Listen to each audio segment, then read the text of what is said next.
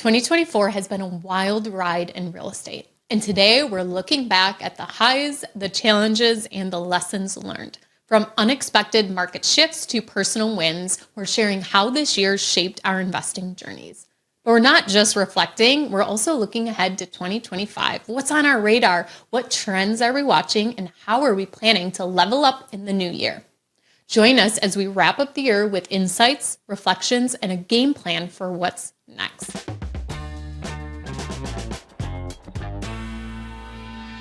This is the Real Estate Rookie Podcast. I'm Ashley Carrott, and I'm here with Tony J. Robinson. And welcome to the podcast where every week, 3 times a week, we bring you the inspiration, motivation, and stories you need to kickstart your investing journey. And I'm super excited to get into this year review. So let's maybe start, Ashley, with a quick overview of maybe some of the goals that you and I both had going into 2024.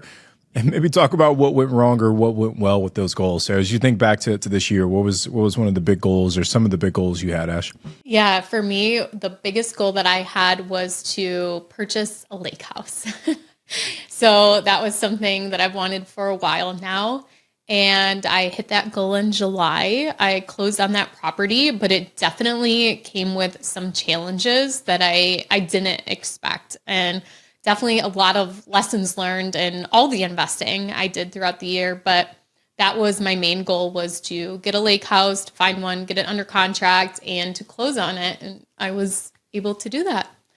Tony, what was your big goal from last year? I think the first big goal was just to keep the new baby alive. We succeeded in that. So that was a good one.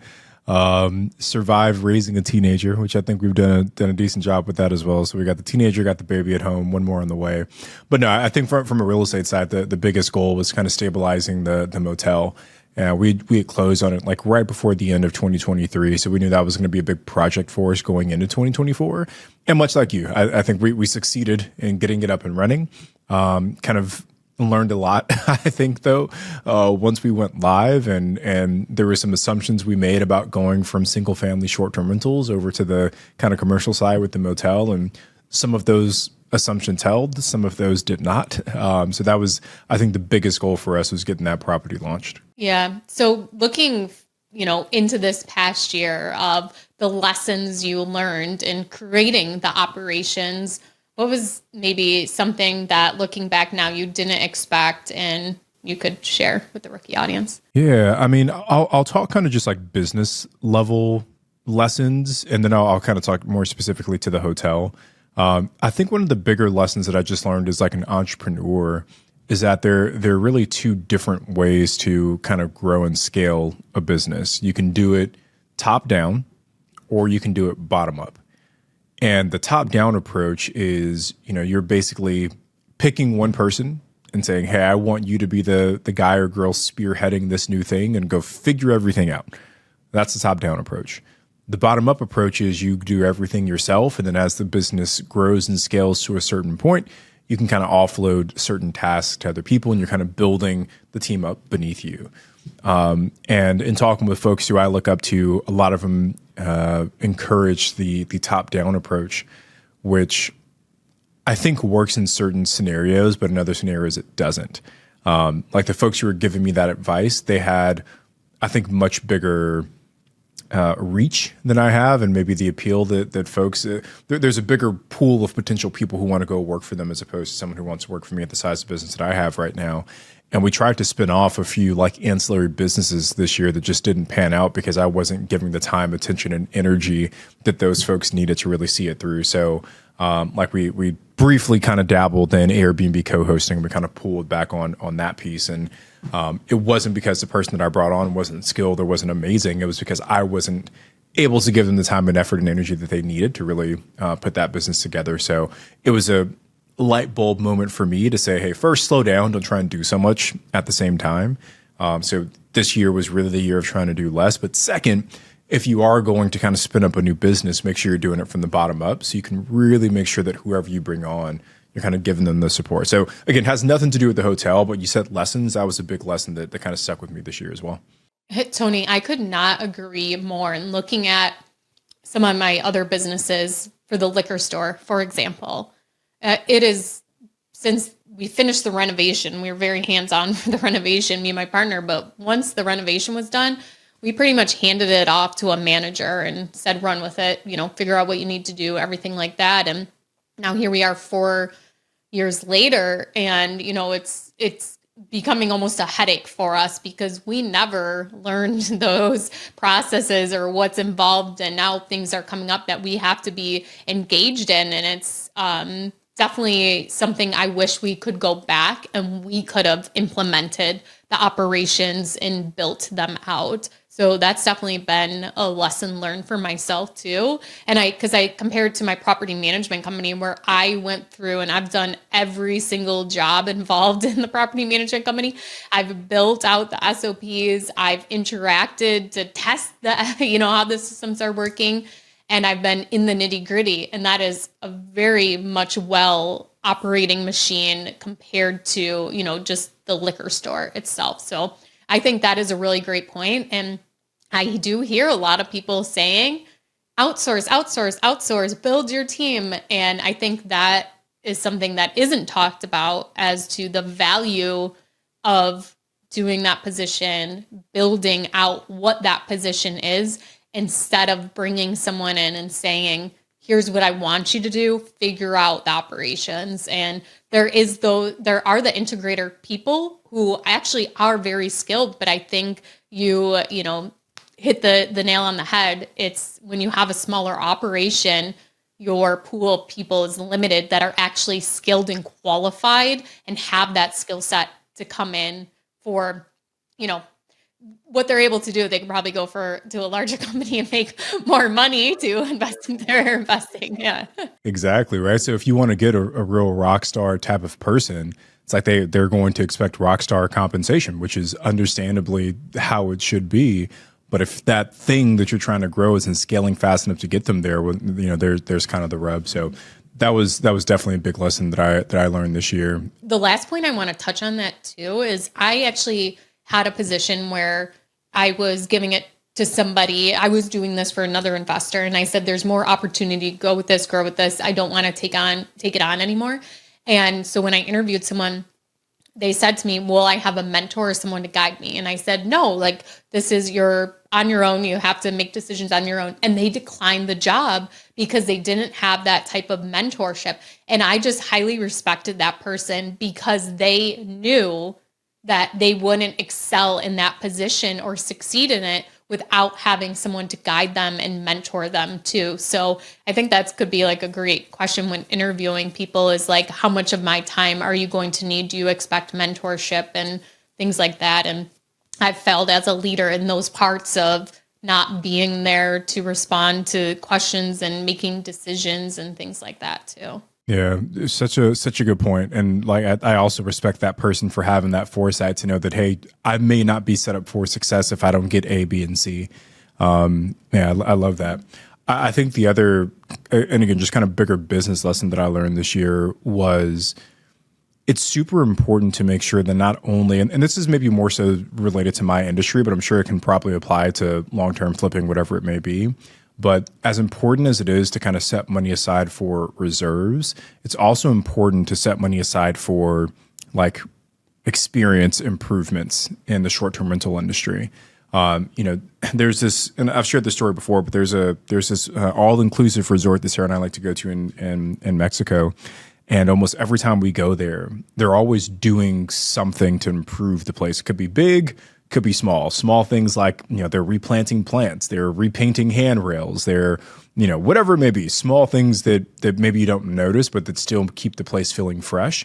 And then there are bigger things like they've added a new wing, they've added a new gym. Every time we go back, there's something that's different. And it was a big kind of wake up call for me and in our short-term rental business where it's some of these properties we turned on and we just kind of not set it and forget it, but we didn't really go back to reinvest into them. So we spent a lot of time in 2024 reinvesting into a lot of our existing properties to continue to elevate their performance. And I think from the beginning, setting money aside, just like you do for reserves, just like you do for CapEx, is something we should be doing, at least in the short-term rental industry as well. Rookies, we want to hit 100,000 subscribers on YouTube, and we need your help. While we take a quick ad break, you can go over to youtube.com @realestaterookie. Make sure you're subscribed to the channel and stay tuned after this break for more. All right, guys, welcome back to the show. Is there's something you and I are both doing this year. You already did it. I'm about to do it. And I think this might align with that reasoning of taking money and investing it into added experiences and also contributing money to increase the daily rate at properties you already have. But both of us have decided to close down our Airbnb arbitrages. So you did yours. When was that? Yeah, we shut it down this summer. So it was like June, July of this year. Summer. Okay. Yeah. And I'm shutting mine down December 1st. But part of that reasoning was like we had the one since 2018. Part of the reasoning was we have 2 other cabins, and the revenue and the daily rate and the experience on these cabins is so much better than these other 2 that are in an apartment complex, and they're really just convenience. There's no really great amenity except that they're, a nice place to stay when you come into town instead of staying at the really dumpy hotel that nobody likes that's there. But there's not really any room for revenue growth. You can't add amenities into this apartment complex because you don't own the apartment complex. So we decided to shut those down so that we can really focus and our team isn't having to manage those. Our cleaner's not having to worry about those. We can put money into the other properties instead of worrying about the operations of this other one and be more focused in the guest experience on the 2 cabins that have the room for that potential growth and do really well. So that was one of the reasons we decided to actually shut down those 2 units. Yeah, and honestly, I do think that even that concept applies to traditional long-term rentals as well. I don't know, say you have a property where maybe you're paying for utilities for your tenants. What would happen if you swapped out the old, 5-gallon, however much water it flushes with each flush toilet for maybe a better efficiency, newer toilet where it's, 20% of that? What does that do for your water bill, right? What if you swap out, I don't know, the old HVAC system that's pulling, twice as much electricity to, whatever it works, right? But just think about going through all the different parts of your property and saying, are there smaller investments that I can make that can either reduce the expenses of owning that property or increase the revenue and the profits that I generate? Because sometimes you can get a better return by reinvesting into an existing property than you can by taking that same capital and deploying it elsewhere. I'll give a really quick example, but we've been reinvesting into a lot of our properties, and one of our properties, we spent $12,000 to convert to add like a really cool game room to this property. And in the first 2 months, it was April and May, I believe, of this year is when we launched. So April and May were the first 2 months with this new game room. We compared April and May of this year to April and May of last year. We did just over $8,000 more in revenue during that 2-month period. So even if, assuming all of our other expenses are about the same, which they are, that $8,000 is pretty much going to the bottom line. So if we take $8,000 over the $12,000 investment, just in those 2 months, we've already gotten back 75% of what we invested into that improvement. Could I have deployed that money elsewhere and gotten a 75% cash from cash return? Probably not, right? So you just got to do the math sometimes to say, does it make sense to really double down on the assets we already have to generate more revenue? Yeah, and I think it's definitely easier on the short-term rental side to add those guest experiences, things like that, to increase the daily rate.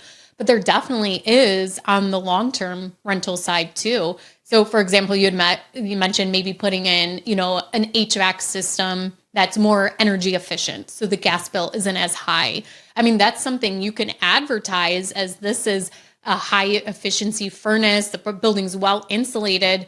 The average gas bill on this is only X amount. And that can be attractive to when you're leasing it to say my rent is higher because you're not going to be paying as much. It's a fixed rental amount and you're not going to have to worry about getting this huge gas bill every winter.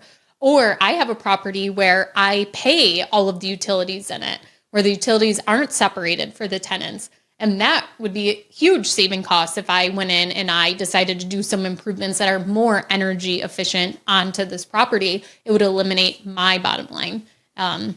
So yeah, I think there's definitely different ways that you can, depending on what your strategy is. Yeah. Well, what about you, Ash? I've been talking a lot about the lessons that I've learned. What about on your side with the lake house? Yeah, so the lake house, the funding experience was a lesson learned for me. I've done a lot of, it's very rare that I will go and purchase a property with a loan.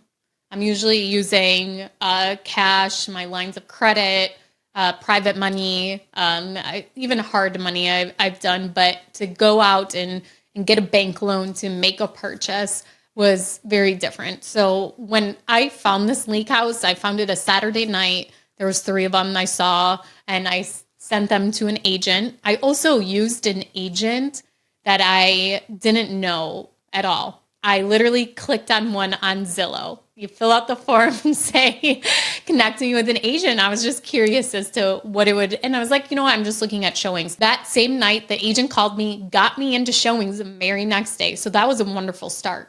So I went and I did 3 showings. I made my offer. My offer was accepted, and here we are. We're ready to roll. And the agent's like, "Do you have a pre-approval?" And I'm like, no. Like, and so I was like, "Oh yeah, that's something you have to do when you're buying with a bank loan." So I went and I got pre-approved. We got it under contract. Well, my experience going through the lending process was, oh my God, they want so much information from me. My God. Whereas I feel like when I go and refinance, it's not, there's no timeline really. It's kind of at your own pace. It's like, okay, they need this. You're not rushed as to we need to hit the commitment, date by this time, things like that. So it had been a very long time since I've had to do this, probably honestly like 5 years since I've purchased with a bank loan. And so that was just a really big refresher that if I'm going to do that again, I need to be more prepared ahead of time to get that information, to move faster. And it ended up working out. But another lesson learned was the agent. I wish I would have gone to the BiggerPockets agent finder and looked for an agent there instead of just clicking on the one on Zillow that was in that area. The agent didn't seem to have a lot of experience working with investors, things like that. But one of the things that happened that really stuck out to me was the day that we closed, the agent said, "I can't give you the keys until it's filed with the county." And so whenever I have done a closing, whenever the attorneys sit down and they give them my checks, and all the documents are signed and the checks are handed over to the seller's attorney, you are considered closed. You have a right to the key. Okay. She refused. She would not. So I had to, and this is my agent, I had to call my attorney. She said that they have the checks, like that's considered closed. My attorney had to reach out to the seller's agent, and he had to leave the keys outside of me under a rock of their office for me to drive out here that night of closing to get the keys. So it was very inconvenient. The agent never messaged me back. I never heard from her again. As in, even the next day, be like, "Oh, okay, you can get the keys then, blah, blah, blah, whatever." Like, or "I apologize. You're able to get the keys, blah, blah, blah." Nothing. Never. And I remember thinking of like, you see in the movies sometimes when you go and actually like purchase your first home and your agent comes and gives you a little like gift, housewarming gift, whatever, blah, blah, blah. Like none of that happened. She just ghosted you. Yeah. So that was like a big, and there was other issues that we had with this agent throughout the way, but it was such a big lesson learned as to how thankful I am for the agent that I've used on all my other investments that are in the Buffalo area. So that was, do your due diligence with an agent and really take the time to, interview them, and don't rush like I did and like, "Oh, I want to see these houses tonight." Get an agent first and then start browsing. Lessons learned. But that's why we're doing this episode. So all of our rookies can hear from our mistakes. I just want to touch a little bit on some of the more, because I talked a bit about like the business level stuff, but just more specific to the hotel itself. One of the, I think that the lessons that, or a few of the lessons that we learned. Number one is that I guess let me give some context here. Part of the reason why we chose this city for the motel was because we felt that and looking at some of the other hotel options in that market, we felt that we could bring a product that would compete at a very high level.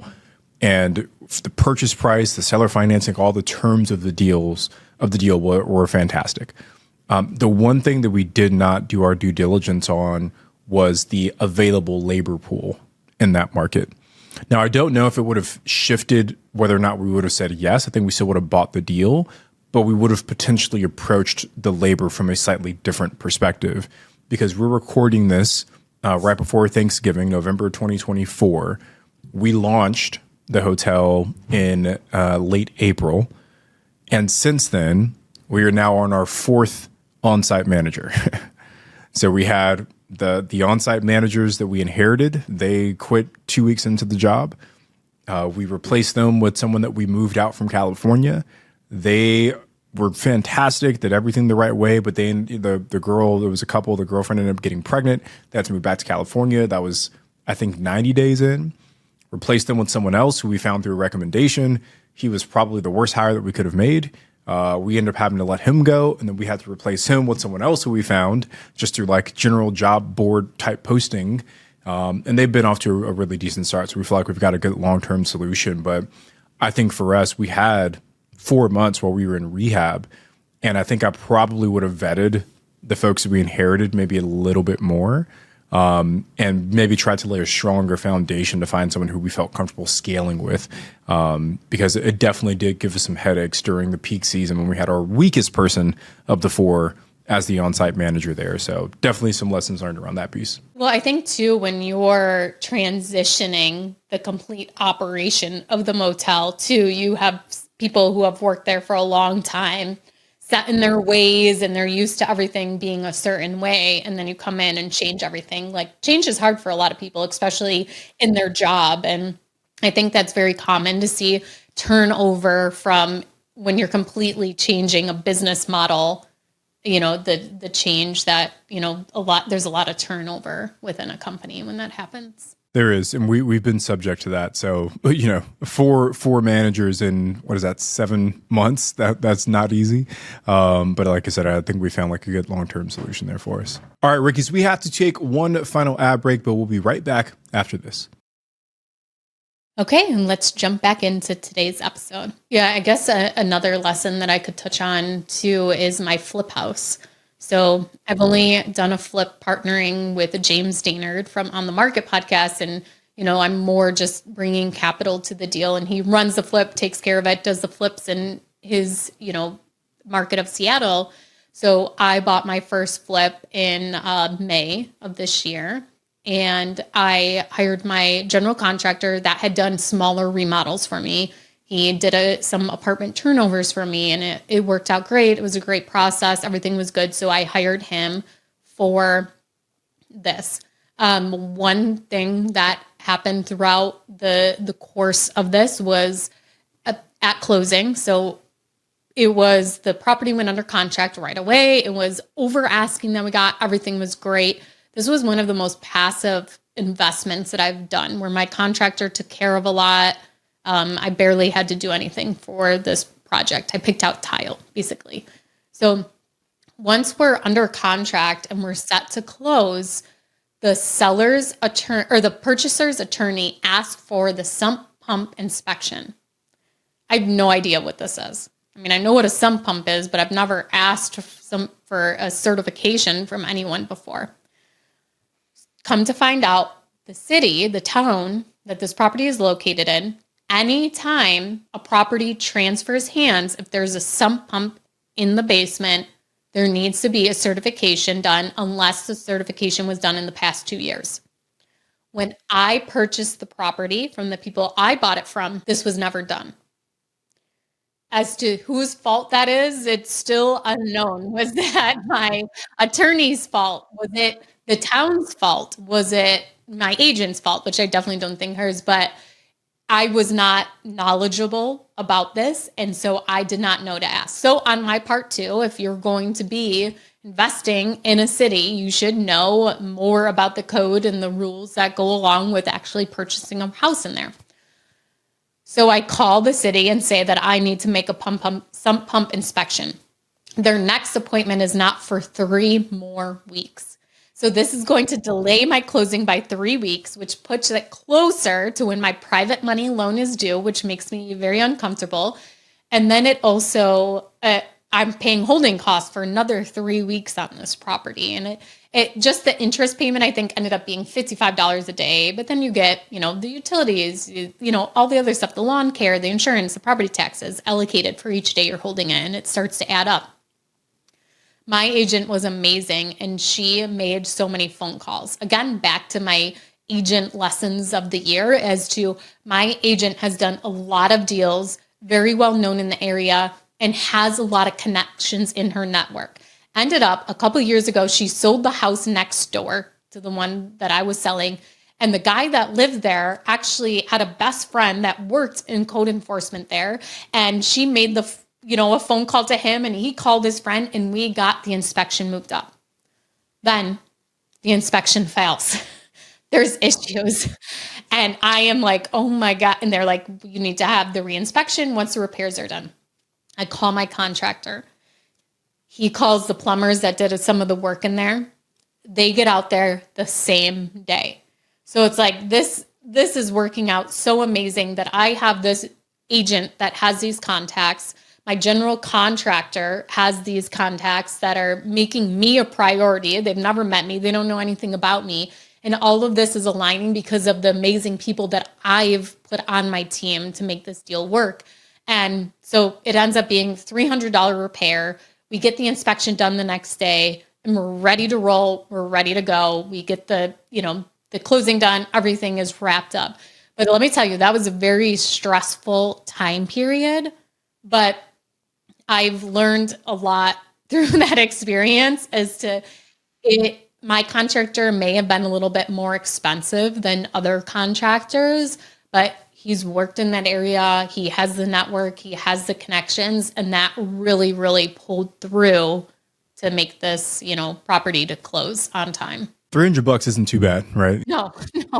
I was like, oh my God, we're going to have to rip out the sump pump. Like, how expensive can this get? We don't have basements in California, right? Or in any of the markets really that I invest in. So the sump pump is beneath it's in the foundation, like in the basement floor. So you'd have to literally cut the concrete open. Is that? So there is a hole in the floor already. It's usually in the corner of the basement, and usually a little slope that if water did come in, which in this town, there is really bad drainage issues. And so that was one of the things we actually did have to fix on the property was the drainage, but the water will flow to the sump pump, and then the sump pump is in the ground in like a hole in the concrete, and it basically sucks up the water and pumps it out of the basement through a drain tile that goes out into, I don't know if it goes into the gray water or whatever, but so yeah, that's what a sump pump does, but it needs to be like on it. There's certain things that I had never come across before because I have sump pumps in a lot of properties. And one thing was it needed to be on its own electrical breaker and things like that, which thankfully this sump pump was, but it had been a really long time since it had been inspected, since the same person lived there for a long time. Well, crisis averted, and hopefully the flip went well, It did. And big thanks to my contractor and to my agent. It ended up going very well. And I have to say, there was the stressful times, but my contractor and I actually were texting about it the other day as to how I just get stressed immediately and just want to freak out. And he just stays so calm, cool, and collected. Okay, let's just call this person. It's no big deal. And we laughed about it. He's like, you know what? I deal with this stuff every single day. There's always these things that come up, and I have to let it roll off my back. And it made me think of dealing with tenants. I learned that with tenants. I haven't learned it yet through the rehab process, but with tenants, I had to let things roll off my back and stay calm and cool and collected. So you looking to flip a few more homes going into next year? Yeah, I actually have one under contract, and that one I'm waiting for the well, which Tony knows what a well now is, and the septic. And the sump pump, did you also do the sump pump inspection this time or no? This town doesn't require a sump pump inspection, so no, I didn't, but we're doing the well and septic. inspection on this property. So that's what we're waiting for to close on that one. We did another flip, and this is just recently, actually, just got listed yesterday. But we had kind of stopped flipping because we got our butts handed to us last year and lost like over six figures on a flip that we did. And just a little bit of PTSD after you lose money like that, and I tried to lick my wounds and really identify, okay, where did we miss? What went wrong? And this flip, very much, we were to the budget, almost down to like the penny, like the exact. Like whenever we do a flip, now I always set up like a separate account just for that flip. That way there's no money getting mingled with anything else. And the amount of money that we had set aside for contingency is literally exactly what's left in that account right now, give or take a couple $100. So I was like, we were on budget, did everything how we were supposed to, and still have the contingency left over. So now it's just, hey, we just listed it, fingers crossed, so we can kind of get it for what we're asking on, and that'll kind of give me the confidence to get back into flipping as well. So hopefully more of that in 2025 for us also. Yeah, congratulations on getting it listed, being on budget. And on budget, because that was the bigger issue before, I think, is that we missed the budget a couple of times. So let me ask you this about, how long has it been listed so far? Literally like 24 hours. Have you had any interest in it that you know of or heard about? Not that I've heard of yet. Because like when I listed mine, it was back in September. And for the first 48 hours, we had no interest, no showings, nothing, no questions on it. And I was sweating bullets. And then we had 3 showings set up. And then the third person, they put in an offer. It was over asking, but that was very like nerve wracking, but also like just trying to, in Buffalo, it slows down in the winter months. So right now, I don't have a super great gauge on what the market is. I went to a property that was listed and they had an open house. You couldn't schedule an appointment. You had to go to the open house first, then you could make an appointment. You couldn't even park in the driveway. And this was like a huge driveway long thing. There was so many people there to look at this property. So I was just trying to like gauge your market a little bit as to, what are you seeing and what market is this flip in? It's in SoCal. It's not too far from where I live, but it's like in a smaller kind of mountain town. So it's a lot of second homes that people have who live like in the suburbs where I'm at. So we thought about selling it as a turnkey short-term rental, but unfortunately this specific county has a moratorium on permits right now. So they're not issuing any new permits. Someone could buy, but they'd have to sit and wait for the moratorium to get lifted. So really it is just focused on that person who wants a nice little cabin home, a second home in this town. So I would assume it probably sit like some of the comps that we were looking at, they were on market closer to like 60 days. That's kind of what we anticipated.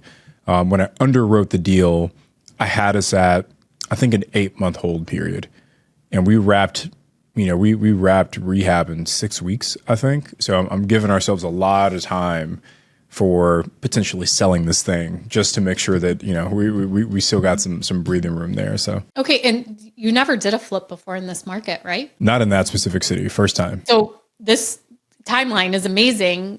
Who did you use for your contractors? Did you have to find new contractors? Same crew that we took out to Utah. Good old Nacho, right? So yeah, he's our go-to. Luckily, it's not too far from where they're at. It's like an hour drive. So they would go up, work there, and then be back home in the evening. So it wasn't too bad.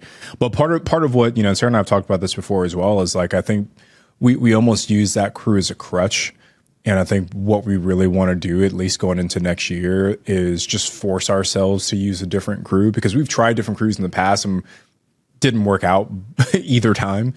We tried 2 different crews that we like in the SoCal market. So I think the goal for us is just really, can we find some folks that we haven't worked with before that could be a good option B, so that way we've got a slightly bigger roster of folks to kind of choose from. Well, Tony, besides that, looking forward to 2025, I think we should definitely do an episode in the beginning of 2025, like really breaking down our goals and why we're choosing those. But just kind of looking ahead, do you have a couple of goals in mind that you want to reach in 2025? Yeah, and we were talking about this before we hit record. I feel like I'm in a weird spot in life right now. It's like when we first started the podcast, my oldest son was becoming a teenager. Like he was getting into that phase where he was becoming more independent.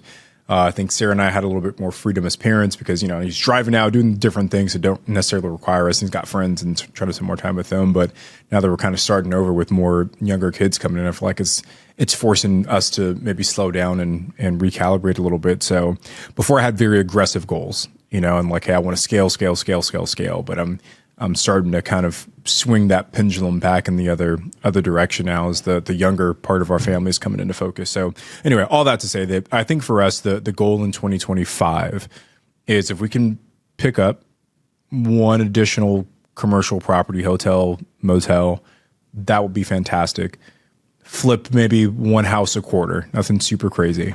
I think that'll be a really good pace for us. And the only other third thing that's a maybe is I would love to do some ground up construction for a short-term rental specifically.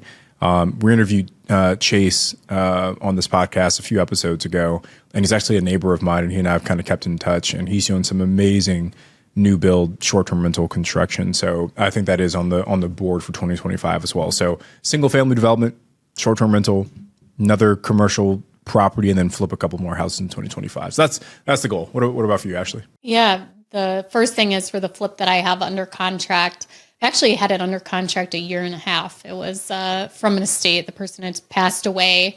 And so we had to wait for who was assigned as trustees, things like that. And so we finally got under contract, and then, now it's delay of the well and septic and things like that. So to close on that, and also I would like to make $100,000 off of that deal. So, and that's with a 6-month hold time. And then for the lake house, we actually have, we've almost done with all the renovations for it, but we have a long-term tenant that's going to be in place over the winter months for it. So we'll get some rental income over the winter months from that. So kind of not sure what the next steps will be for the lake house, but I think my primary goal would be to not have to rent it out, to be in a position where we can actually take it over this coming summer and keep it as a personal residence, a second home. But